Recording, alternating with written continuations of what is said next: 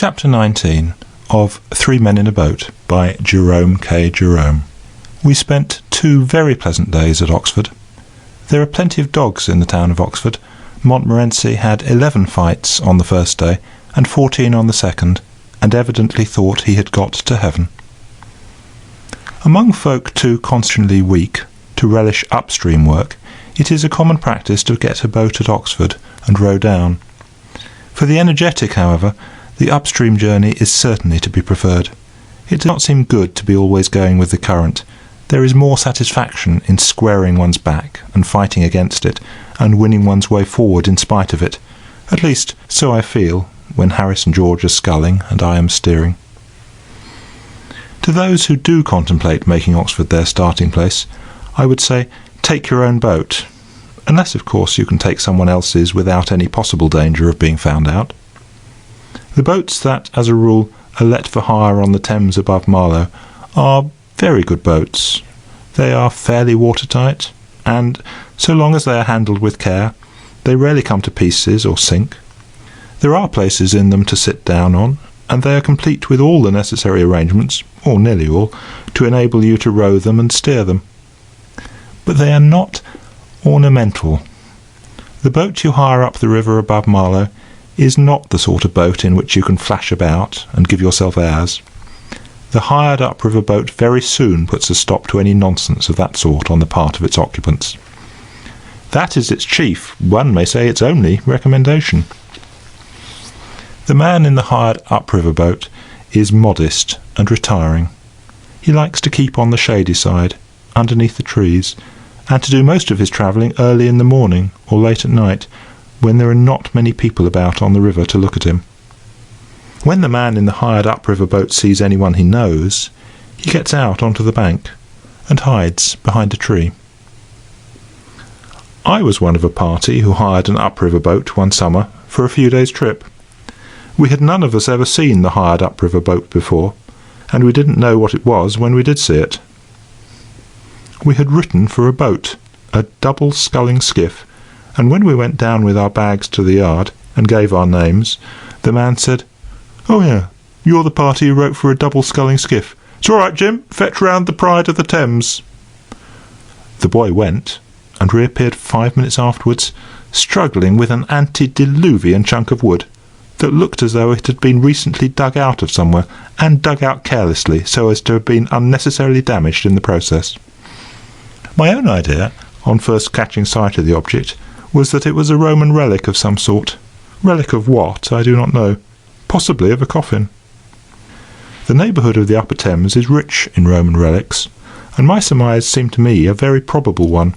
But our serious young man, who is a bit of a geologist, pooh-poohed my Roman relic theory, and said it was clear to the meanest intellect, in which category he seemed to be grieved that he could not conscientiously include mine, that the thing the boy had found was the fossil of a whale, and he pointed out to us various evidences proving that it must have belonged to the pre-glacial period. To settle the dispute, we appealed to the boy. We told him not to be afraid, but to speak the plain truth.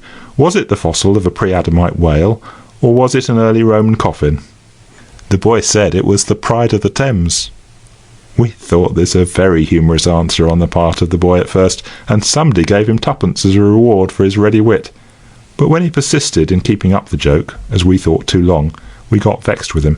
"Come, come, my lad," said our captain sharply. "Don't let us have any nonsense. You take your mother's washing tub home again, and bring us a boat." The boat builder himself came up then, and assured us, on his word as a practical man, that the thing really was a boat, was in fact the boat, the double-sculling skiff, selected to take us on our trip down the river. We grumbled a good deal. We thought he might at least have had it whitewashed or tarred, had something done to distinguish it from a bit of a wreck, but he couldn't see any fault in it. He even seemed offended at our remarks. He said he had picked us out the best boat in all his stock, and he thought we might have been more grateful. He said it, the Pride of the Thames, had been in use just as it now stood, or rather as it now hung together, for the last 40 years to his knowledge, and nobody had complained of it before, and he did not see why we should be the first to begin. We argued no more. We fastened the so-called boat together with some pieces of string, got a bit of wallpaper and pasted over the shabbier places, said our prayers, and stepped on board. They charged us 35 shillings for the loan of the Remnant for 6 days, and we could have bought the thing out and out for 4 and 6pence at any sale of driftwood round the coast. The weather changed on the 3rd day. Oh, I'm talking about our present trip now, and we started from Oxford upon our homeward journey in the midst of a steady drizzle. The river, with the sunlight flashing from its dancing wavelets, gilding gold the grey-green beech trunks, glinting through the dark cool wood-paths, chasing shadows o'er the shallows, flinging diamonds from the mill-wheels, throwing kisses to the lilies, wantoning with the Weir's white waters, silvering moss-grown walls and bridges, brightening every tiny townlet, making sweet each lane and meadow, lying tangled in the rushes, peeping, laughing from each inlet, gleaming gay on many a far sail, making soft the air with glory, is a golden fairy stream. But the river, chill and weary, with the ceaseless raindrops falling on its brown and sluggish waters, with a sound as of a woman weeping low in some dark chamber, while the woods, all dark and silent, shrouded in their mists, stand like ghosts upon the margin, silent ghosts with eyes reproachful, like the ghosts of evil actions, like the ghosts of friends neglected, is a spirit-haunted water through the land of vain regrets. Sunlight is the lifeblood of nature. Mother Earth looks at us with such dull, soulless eyes when the sunlight has died away from out of her. It makes us sad to be with her then. She does not seem to know us or to care for us.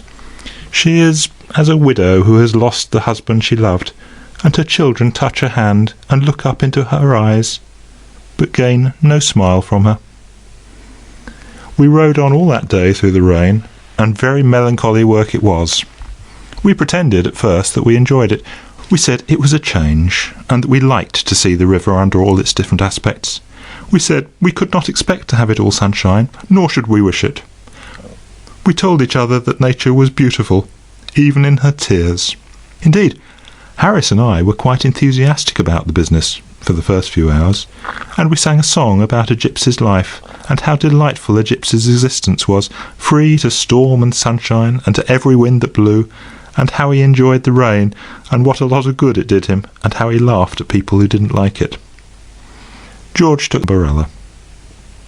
We hoisted the cover before we had lunch, and kept it up all the afternoon, just leaving a little space in the bow from which one of us could paddle and keep a look-out. In this way we made 9 miles, and pulled up for the night a little below Day's Lock. I cannot honestly say that we had a merry evening. The rain poured down with quiet persistency. Everything in the boat was damp and clammy. Supper was not a success. Cold veal pie when you don't feel high. I felt I wanted whitebait and a cutlet. Harris babbled of soles and white sauce, and passed the remains of his pie to Montmorency, who declined it, and apparently insulted by the offer, went and sat over at the other end of the boat by himself. George requested that we would not talk about these things, at all events until he had finished his cold-boiled beef without mustard. We played penny nap after supper. We played for about an hour and a half, by the end of which time George had won 4pence. George always is lucky at cards, and Harris and I had lost exactly 2pence each. We thought we would give up gambling then. As Harris said, it breeds an unhealthy excitement when carried too far. George offered to go on and give us our revenge, but Harris and I decided not to battle any further against fate. After that we mixed ourselves some toddy, and sat round and talked. George told us about a man he had known who had come up the river 2 years ago, and who had slept out in a damp boat on just such another night as that was, and it had given him rheumatic fever, and nothing was able to save him, and he had died in great agony 10 days afterwards.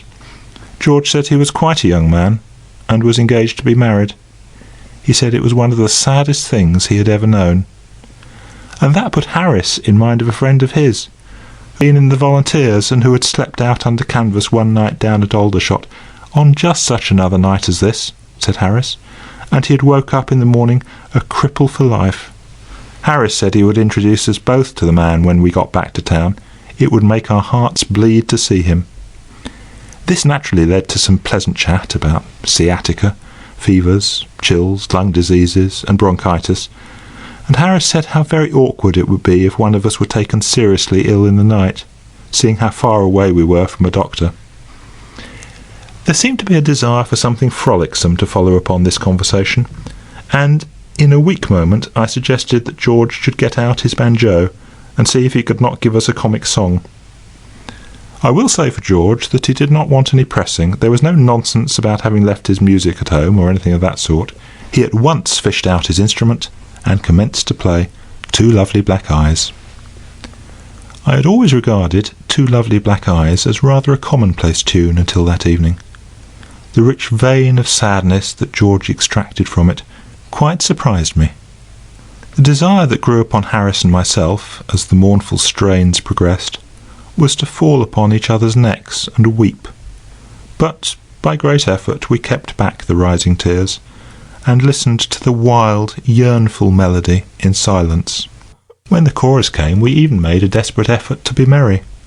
We refilled our glasses and joined in, Harris in a voice trembling with emotion, leading, and George and I following a few words behind. Two lovely black eyes, oh, what a surprise, only for telling a man he was wrong. Two. There we broke down. The unutterable pathos of George's accompaniment to that too we were, in our then state of depression, unable to bear. Harris sobbed like a little child, and the dog howled till I thought his heart or his jaw must surely break. George wanted to go on with another verse. He thought that when we'd got a little more into the tune, and could throw more abandon, as it were, into the rendering, it might not seem so sad. The feeling of the majority, however, was opposed to the experiment. There being nothing else to do, we went to bed. That is, we undressed ourselves, and tossed about at the bottom of the boat for some 3 or 4 hours, after which we managed to get some fitful slumber until 5 a.m, when we all got up and had breakfast. The second day was exactly like the first. The rain continued to pour down, and we sat, wrapped up in our mackintoshes, underneath the canvas, and drifted slowly down.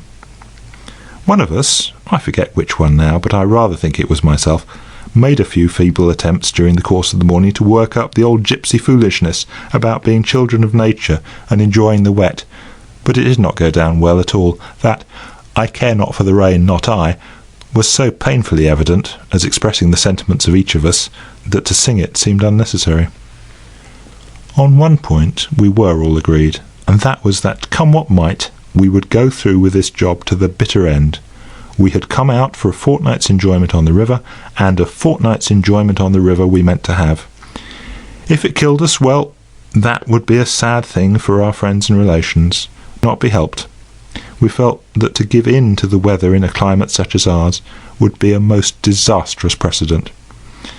"It's only 2 days more," said Harris, "and we are young and strong. We may get over it all right, after all."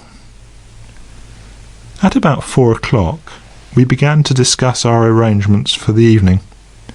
We were a little past Goring then, and we decided to paddle on to Pangbourne and put up there for the night.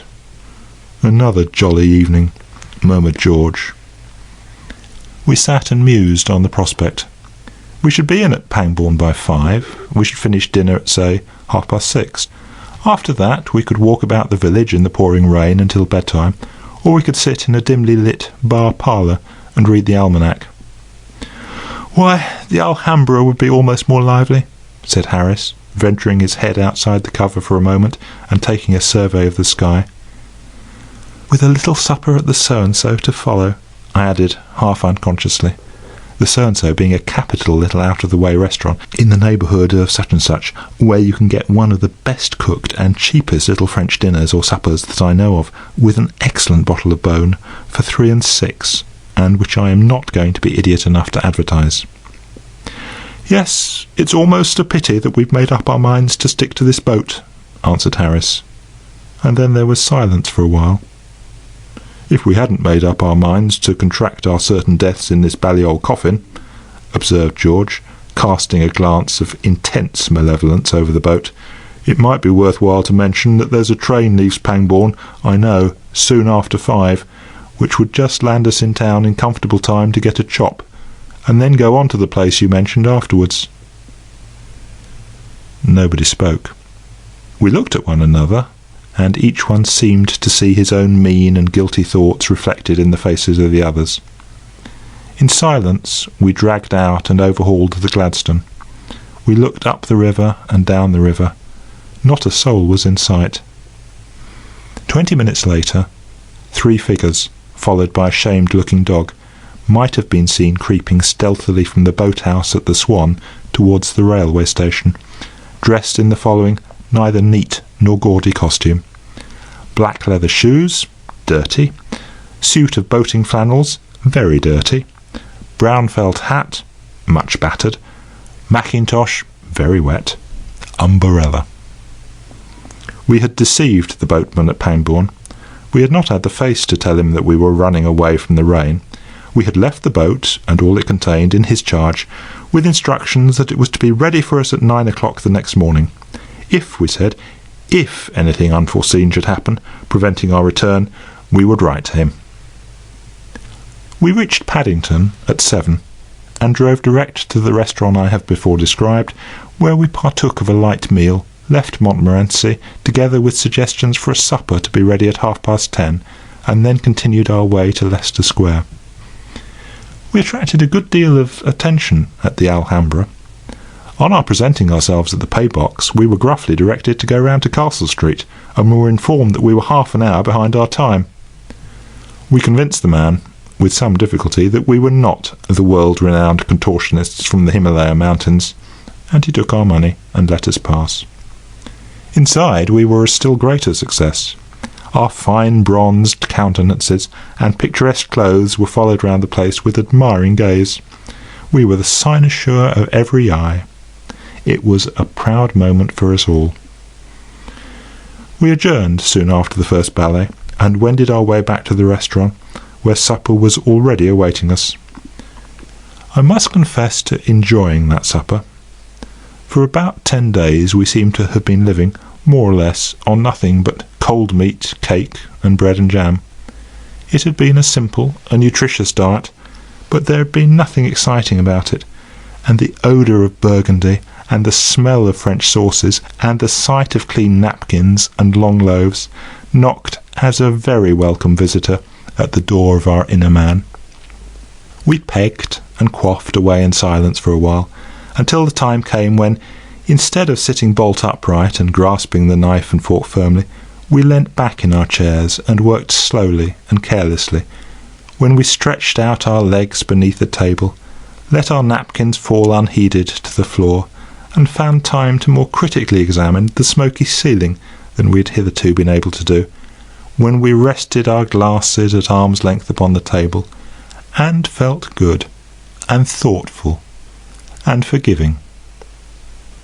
Then Harris, who was sitting next to the window, drew aside the curtain and looked out upon the street. It glistened darkly in the wet. The dim lamps flickered with each gust. The rain splashed steadily into the puddles and trickled down the water-spouts into the running gutters. A few soaked wayfarers hurried, crouching beneath their dripping umbrellas, the women holding up their skirts. "Well," said Harris, reaching his hand out for his glass, "we have had a pleasant trip, and my hearty thanks for it to old Father Thames. But I think we did well to chuck it when we did. Here's to 3 men well out of a boat." And Montmorency, standing on his hind legs before the window, peering out into the night, gave a short bark of decided concurrence with the toast. End of chapter 19. And end of 3 Men in a Boat, to say nothing of the dog, by Jerome K. Jerome.